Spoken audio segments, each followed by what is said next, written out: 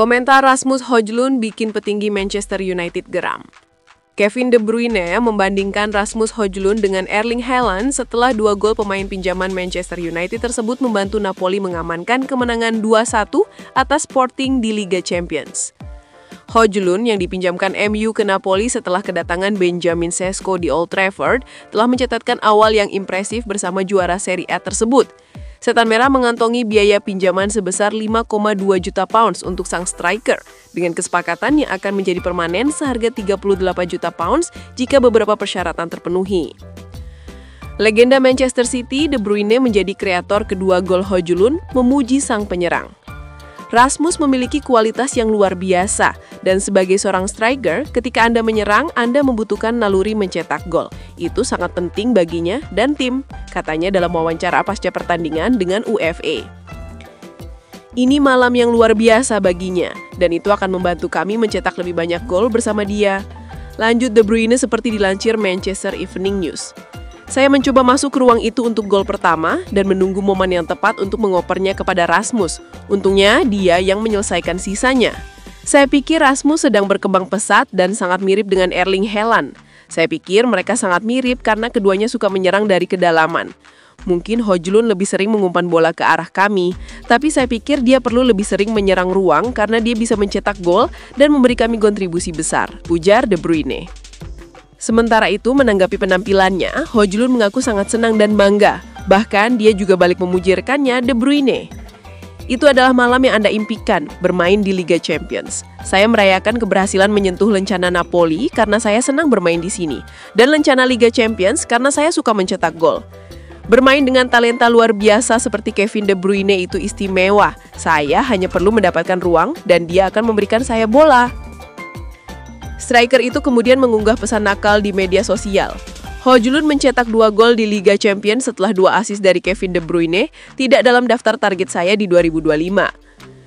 MU merogoh kocek sebesar 72 juta pounds untuk mendatangkan Højlund dari Atalanta pada musim panas 2023. Penyerang bertalenta ini mencetak 16 gol di semua kompetisi selama musim debutnya, meskipun ia hanya mencetak 4 gol di Liga Premier musim lalu.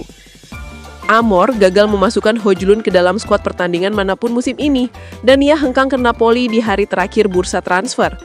Manajer Napoli, Antonio Conte, langsung merekrut Højlund menyusul cedera yang dialami mantan penyerang United, Romelu Lukaku.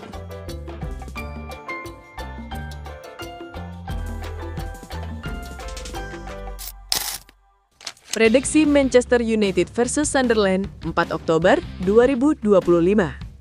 Manchester United dan Sunderland akan berjumpa pada pekan ke-7 Liga Inggris 2025-2026. Pertandingan Liga Inggris antara Manchester United versus Sunderland ini dimainkan di Old Trafford. Pertandingannya akan kick-off Sabtu, 4 Oktober 2025, jam 21 WIB, live streaming di video. Manchester United tengah berada dalam situasi yang tidak stabil. Laga ini menjadi pertemuan pertama kedua tim sejak 2017 ketika MU menang 3-0 di Stadium of Light. Kini kondisinya berbeda, Setan Merah rapuh, sedangkan Sunderland tampil penuh keyakinan. Tekanan terhadap Ruben Amorim semakin besar. Pelatih asal Portugal itu baru mencatat 2 kemenangan dari 6 laga Premier League musim ini. Kekalahan 3-1 dari Brentford akhir pekan lalu semakin menimbulkan keraguan, tetapi belum ada tanda manajemen mencari penggantinya. Sejarah juga tidak banyak membantu. Dari 5 manajer permanen MU sebelum Amorim, tidak ada yang bisa meraih kemenangan pada laga ke-50 mereka. Amorim mencapai angka itu saat menghadapi Sunderland dan sejarah memberi tanda bahwa tantangannya tidak ringan. Meski begitu, MU punya alasan untuk tetap optimis. Mereka tak terkalahkan dalam 24 laga terakhir menghadapi tim promosi di Premier League. Selain itu, MU hanya kalah 2 kali dari 30 pertemuan liga terakhir dengan Sunderland, dengan 22 kemenangan dan 6 hasil imbang. Sunderland datang dengan semangat besar berkat start impresif. Tim asuhan, Regis Lebris, sudah meraih 11 poin dari 6 pertandingan, pencapaian terbaik di kasta tertinggi sejak musim 1967-1968. 4 laga terakhir mereka tanpa kekalahan, termasuk kemenangan 1-0 atas Nottingham Forest pekan lalu. Lebris bahkan mendapat penghargaan Premier League Manager of the Month. Ia menekankan pentingnya tim menunjukkan karakter kuat di Old Trafford. Namun, Sunderland menyadari rekor buruk mereka di markas MU hanya sekali menang dari 31 kunjungan terakhir. Catatan tandang mereka ke Manchester juga tidak meyakinkan. Dari 29 laga Premier League menghadapi MU dan Manchester City di kandang lawan, Sunderland hanya sekali meraih kemenangan dengan rasio poin terendah di antara tim yang pernah tampil lebih dari 15 kali di sana. Oleh karena itu, meski sedang dalam tren positif, Sunderland menghadapi tantangan besar. Bagi MU, pertandingan ini lebih dari sekedar 3 angka. Amorim membutuhkan kemenangan untuk meredam tekanan, sementara skuad muda Sunderland ingin membuktikan diri bisa menantang tim besar meski berstatus tim promosi. Manchester United memang tengah goyah, namun kemampuan individu di lini serang masih bisa membeli perbedaan. Amorim sangat membutuhkan hasil positif dan bermain di kandang melawan tim promosi menjadi kesempatan untuk memulai kebangkitan meski tekanan besar tetap membayangi. Sunderland membawa modal bagus, tetapi rekor buruk di Old Trafford serta minimnya pengalaman di laga besar bisa menjadi penghalang. MU diperkirakan mampu meraih kemenangan tipis, meski belum sepenuhnya meyakinkan demi mengurangi tekanan yang ada. Prediksi skor akhir, Manchester United 1-0, Sunderland.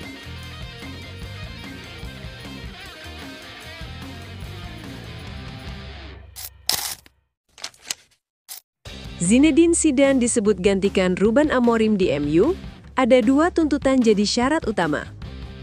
Tekanan terhadap Ruben Amorim sebagai manajer Manchester United atau MU makin berat setelah The Red Devils kalah 1-3 dari Brentford pada pekan ke-6 Premier League 2025-2026, 27 September 2025.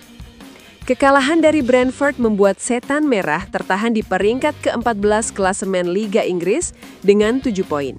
Sekaligus memunculkan kembali rumor keterkaitan Zinedine Zidane dengan kursi panas di Old Trafford.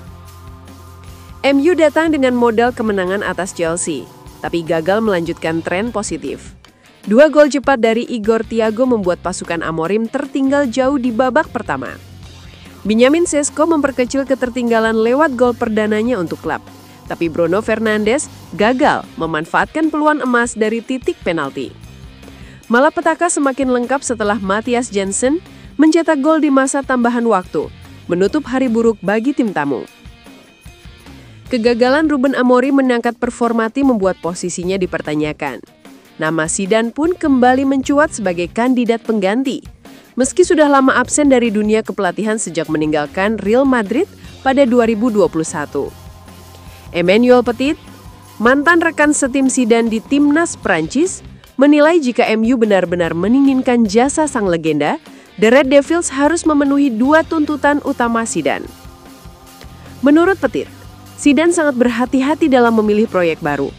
Ada 2 hal yang menjadi syarat mutlak jika ia ingin melatih Manchester United. Petit menegaskan Zidane tidak akan menerima tawaran United tanpa kepastian soal kualitas skuad dan stabilitas manajemen.